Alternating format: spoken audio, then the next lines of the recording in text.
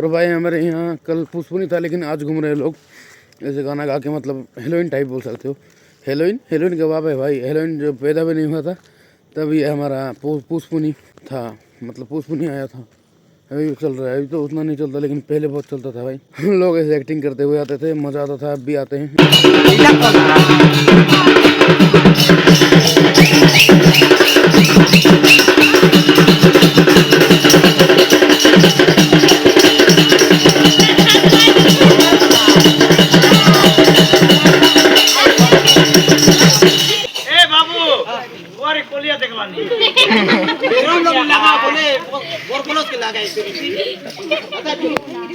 इवर जाता नु ए सारी जो मिनट रहता है हैं आधा पाइती भी होता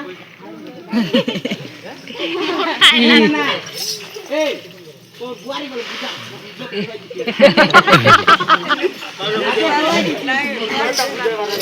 गिटार लोग नहीं बनावे फेंकी जाए।